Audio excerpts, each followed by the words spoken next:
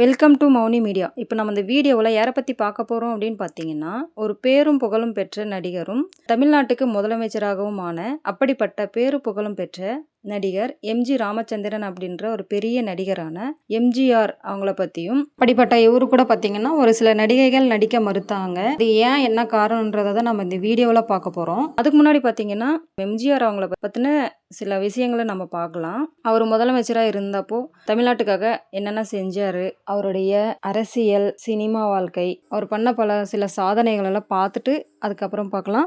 இவர் பார்த்தீங்கன்னா 1917 ஜனவரி 17 இலங்கையில் கண்டிக்கு அருகே உள்ள நாவலப்பிட்டி என்ற இடத்துல பிறந்தாரு. அவர் அப்பா பேர் பார்த்தீங்கன்னா கோபால மேனன், அம்மா சத்யபாமா.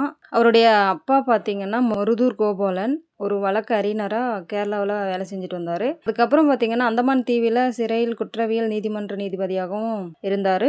அவர் காலகட்டத்துக்கு அப்புறமா அவங்க கும்பகோணத்தில் போய் செட்டில் ஆகிட்டாங்க. அவருடைய குடும்ப சூழ்நிலை காரணமாக இவர் நிறைய நாடகங்கள் எல்லாம் நடிக்க ஆரம்பிக்கிறாரு. அந்த நாடகத்தில் இவங்களுக்கு ஒரு நல்ல அனுபவமும் கிடைக்குது இவருக்கு. அதுக்கப்புறம் அவங்க சினிமா துறைக்கு போகிறாரு. எம்ஜிஆர் அவர்கள் அப்போ தான் முதல்ல சினிமா துறையில் நுழையிறாரு. அதில் பார்த்தீங்கன்னா ரொம்ப கஷ்டப்பட்டு வளர்ச்சி அடைந்து முன்னேறி தான் முதல்ல அவர் நடிகராகவும் ஆகுறாரு. நடிகர் ஆனதுக்கு அப்புறமா ஒரு டைரக்டரு ப்ரொடியூசராக ஆகுறாரு. முதல் படம்னு பார்த்தீங்கன்னா சதிலீலாவதி அப்படின்ற படம் 1936 வெளியே வருது. அந்த காலகட்டத்தில் பார்த்தீங்கன்னா எம்ஜிஆருக்கும் காந்தி மேலே ரொம்ப ஈர்ப்பு உருவாச்சு. அதனால தான் அவர் காங்கிரஸ் கூட கொஞ்ச நாள் இருந்தார். அதுக்கு பின்னாடி இவர் திமுக கட்சியில் போய் சேர்றாரு. அதில் பார்த்தீங்கன்னா கருணாநிதியும் அவரும் ஒரு நல்ல நண்பர்களாகவும் இருக்காங்க.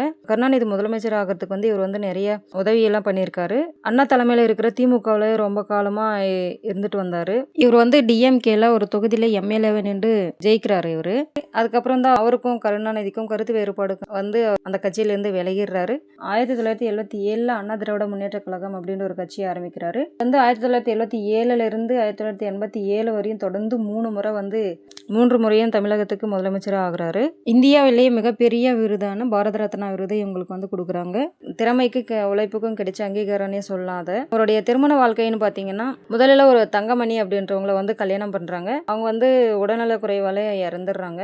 ரெண்டாவதா சதானந்தாவதி அப்படின்றவங்கள மேரேஜ் பண்ணுறாங்க. அவங்களுமே உடல்நிலை குறைவால இறந்துடுறாங்க. அதுக்கப்புறம் ரொம்ப வருஷமாக கல்யாணம் பண்ணாமே இருந்தார் அவர். அதுக்கப்புறம் 1950 மருதநாட்டு இளவரசி அப்படின்ற படத்தில் எம்ஜிஆருக்கு ஜோடியா ஜானகி நடிக்கிறாங்க. அந்த படத்தின் மூலமாக இவங்க 2 பேருக்கும் ஒரு நட்பு ஏற்பட்டு அதனால காதல் ஏற்பட்டு கல்யாணம் பண்ணிக்கிறாங்க.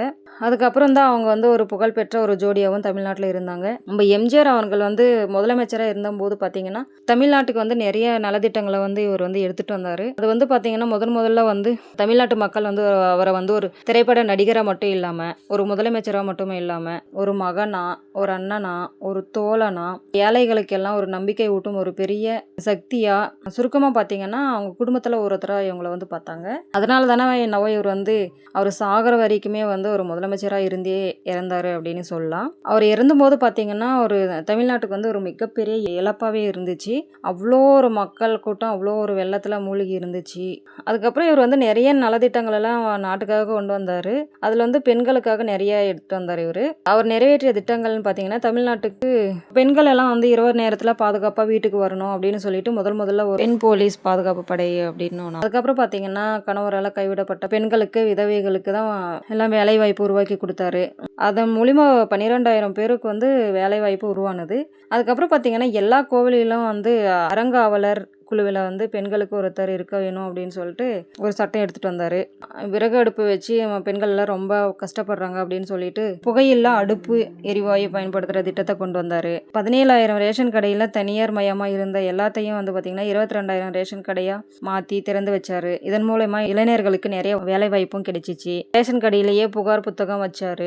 அதுக்கப்புறம் பார்த்தீங்கன்னா ஏழை மக்களுக்கு ரொம்ப கஷ்டப்படுறாங்க அப்படின்னு சொல்லிட்டு தெலுங்கு கங்கை திட்டம்னு ஒன்று ஒரு பெரிய கால்வாய் வெட்டி கிருஷ்ணா நதியிலிருந்து தமிழ்நாடு எல்லை வரை கொண்டு வந்தாரு. அவருக்கு ஒரு மிகப்பெரிய சாதனையாக இருந்துச்சு. அப்புறம் பாலாவிலிருந்து சென்னைக்கு கொண்டு வரும் திட்டமும் கோவை மாநகர தேவையை பூர்த்தி செய்யும் சிறுவாணி திட்டம் பணிகளும் எம்ஜிஆர் அவங்க கொண்டு வந்தாரு. தனி விமானம் வாங்கி செயற்கை மழை பொழிய வைத்ததும் யாருன்னு பார்த்தீங்கன்னா எம்ஜிஆர் அவங்க தான். மறக்க முடியாத ஒரு சாதனை அப்படின்னே சொல்லலாம். குடித்தண்ணி பிரச்சனையிலிருந்து அதற்கு சிறுவாணி குடிநீர் திட்டத்தையும் கொண்டு வந்தாரு. அதுக்கப்புறம் பார்த்தீங்கன்னா கடல் நீரை குடிநீராக்கும் திட்டம் இவர் தான் கொண்டு வந்தாரு. காமராசர் மதிய உணவு திட்டத்தை கொண்டு வந்தாரு. அதையே பார்த்தீங்கன்னா பார்த்தீங்கன்னா எம்ஜிஆர் வந்து முழு நேர உணவு திட்டமாக மாத்தினாரு. இதுல பார்த்தீங்கன்னா வருஷத்துல 200 நாட்கள் 28 வகையான உணவு திட்டத்தை வந்து இவர் அமல்படுத்தினாரு. அது மட்டும் இல்லாம இலவச சீருடை, இலவச காலனி, இலவச பாட புத்தகம், மிதிவண்டி இது எல்லாமே நம்ம எம்ஜிஆர் அவங்க தான் கொண்டு வந்தாரு அப்படின்னு சொல்லலாம். அப்புறம் பார்த்தீங்கன்னா +2 மாணவர்களுக்கு எல்லாம் வந்து நுழைவுத் தேர்வு, பொறியியல் மற்றும் மருத்துவ மாணவர்களுக்கு இடஒதுக்கீடா பார்த்தீங்கன்னா 49% இருந்துச்சு. அதை வந்து 68% மாற்றி கொடுத்தாரு. இளைஞர்களுக்கு வேலை வாய்ப்புகள் எல்லாம் முன்னுரிமை கொடுத்தாரு. சிறு பாலங்கள், பள்ளி கட்டிடங்கள், சாலை வசதிகள், தாய் சேய் நலத்திட்டங்கள், மயானத்துக்கு போற பாதை அமைப்புகள் அதையும் நிறைவேற்றியும் வச்சாரு எல்லாத்தையும். அவர் காலகட்டத்தில் பார்த்தீங்கன்னா 63,000 கிலோமீட்டர் சாலைகள் அமைக்கப்பட்டதாகவும் புள்ளி விவரம் சொல்லுது. இலவச மின்சாரத்தையும் அறிமுகப்படுத்தினாரு. இவ்வளோ நலத்திட்டங்களும் செஞ்சிருக்காரு ஒரு முதலமைச்சராக இருந்தபோது தமிழ்நாட்டு மக்களுக்காக. நம்ம எம்ஜிஆர் அவங்க வந்து 136 படங்கள்ல நடிச்சிருக்காரு. அதில் நிறைய வெற்றி படங்களும் கொடுத்துருக்காரு. அவர் கூட வந்து நிறைய பிரபல ஆக்டர்ஸ் எல்லாம் நடிச்சிருக்காங்க. லதா, ஜெயலலிதா, சாவித்ரி, சரோஜா தேவி, KR விஜயா, பத்மினி நடிகை கூட எல்லாம் இவர் வந்து நிறைய படங்கள் நடிச்சிருக்காரு. நிறைய வெற்றி படங்களையும் கொடுத்துருக்காரு. இவர் கொடுத்த வெற்றி படங்களை மட்டும் நம்ம பார்க்கலாம். அப்புறமா 1966 அன்பே வா அப்படின்ற ஒரு படம் எம்ஜிஆர் நடிக்கிறாரு. அந்த படத்துல பார்த்தீங்கன்னா ஒரு ஸ்டைலான காதல் மற்றும் நகைச்சுவை நடிப்பில் உருவான கிளைமேக்ஸ் படமாகவும் அந்த படம் ஒரு நல்ல வெற்றி படமாகவும் மாறுது அவருக்கு. அப்புறம் 1956 அப்புறம் வந்து மதுரை வீரன் அப்படின்ற ஒரு படத்துல நடிச்சிருக்காரு. இந்த படத்துக்கு வந்து இவருக்கு வந்து வெள்ளி விழா படம் அப்படின்னே சொல்லலாம். நாடோடி மன்னன் அப்படின்ற படமும் பார்த்தீங்கன்னா அதுவும் ஒரு நல்ல வசூல் கொடுத்த படமாகவும் அவருக்கு மாறிச்சு. 1965 எங்க வீட்டு பிள்ளைன்னு ஒரு படத்தில் நடிக்கிறாரு. அந்த படத்தில் பார்த்தீங்கன்னா இரட்டை வேடத்தில் நடிக்கிறாரு, டபுள் ஆக்ஷனில் நடிக்கிறாரு. அந்த படமுமே அவருக்கு வந்து தமிழ்நாட்டில் மாபெரும் வசூல் சாதனையை வேட்டையாடிச்சு அப்படின்னு சொல்லலாம். ஒரு வரலாற்று சாதனையே படைச்சிச்சு அந்த படம். 1965 ஆயிரத்தில் ஒருவன் அப்படின்ற ஒரு படத்துல நடிக்கிறாரு. இந்த படமும் பாத்தீங்கன்னா நிறைய தியேட்டர்ல வந்து 100 நாளுக்கு மேலேயே ஓடிச்சு. ஒரு மெகா ஹிட் அடைஞ்சிச்சு இந்த படமும் பாத்தீங்கன்னா. 1954 மலைக்கல்லன் அப்படின்ற ஒரு படத்துல நடிக்கிறாரு. அந்த படத்துல பாத்தீங்கன்னா அரசியல் பத்தியும் நாட்டு மக்கள் பத்தியும் மக்களுடைய துன்பங்களை பத்தியும் வந்து இந்த படத்துல நிறைய எடுத்து சொல்லியிருப்பார் அவரு. அதனாலேயே அந்த படம் வந்து மிகப்பெரிய வெற்றி படமாகவும் அவருக்கு மாறிச்சு. அப்புறம் 1969 அடிமை பெண் அப்படின்ற ஒரு படத்துல எம்ஜிஆருக்கு ஜோடியா ஜெயலலிதா நடிக்கிறாங்க. இதுவுமே ஒரு சாகச திரைப்படமும் பாக்ஸ் ஆபீஸ் படமாகவும் இது இருந்துச்சு அவங்களுக்கு.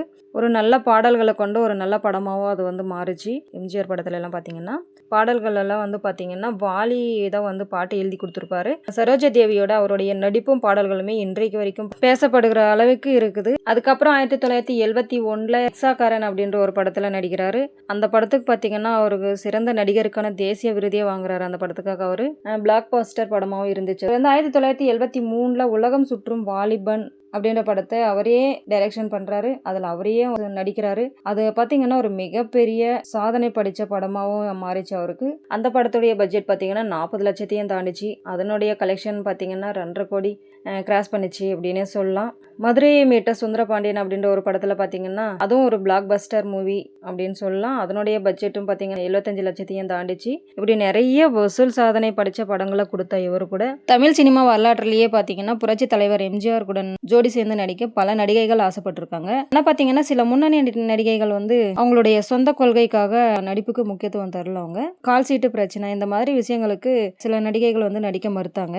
அதெல்லாம் முக்கியமாக பாத்தீங்கன்னா ஒரு 3 நடிகைகள் வந்து நடிக்க மறுத்தாங்க. அதுல பாத்தீங்கன்னா பானுமதி அவங்க வந்து தமிழ் சினிமாவில் ஃபர்ஸ்ட் லேடி சூப்பர் ஸ்டாரா இருந்தாங்க. இவங்களுடைய பேச்சியும் குரலும் பாத்தீங்கன்னா ஒரு கம்பீரமான தைரியமான ஆக்டரா இருந்தாங்க. இவங்க அப்படிப்பட்டவங்க டாப் லெவல்ல இருந்தாங்க. எம்ஜிஆர் அப்பதான் வந்து சினிமா துறையில வளர தொடங்கினாரு. ஒரு காலகட்டத்தில் பாத்தீங்கன்னா ஆனா எம்ஜிஆர் படத்துல வந்து ஹீரோக்களுக்கு தான் வந்து முக்கியத்துவம் தருவாங்க. அதை வந்து பார்த்த பானுமதி வந்து அவங்க எம்ஜிஆர் கூட நடிக்க விரும்பல அப்படின்னு சொல்லிட்டாங்க. அதே மாதிரி பாத்தீங்கன்னா நடிகையர் திலகம் அப்படின்னு போற்றப்படுகிற நடிகை சாவித்ரி இவங்களும் பாத்தீங்கன்னா எம்ஜிஆர் கூட நடிச்சு பல காவிய படங்களை கொடுத்திருக்காங்க. மகாதேவி, வேட்டைக்காரன் அப்படின்ற படம் எல்லாம் கொடுத்தாங்க. மகாதேவி, வேட்டைக்காரன் அப்படின்ற படம் எல்லாம் வந்து எம்ஜிஆர் கூட சேர்ந்து நடிச்சாங்க. இதே மாதிரி தான் பாத்தீங்கன்னா அந்த படத்திலயும் பாத்தீங்கன்னா நடிகருக்கு தான் இம்பார்ட்டன்ட் இருந்துச்சு. அதனால இவங்க பாத்தீங்கன்னா அவங்க கூட நடிக்கிறதுக்கான வாய்ப்பை வந்து குறைச்சிக்கிட்டாங்க.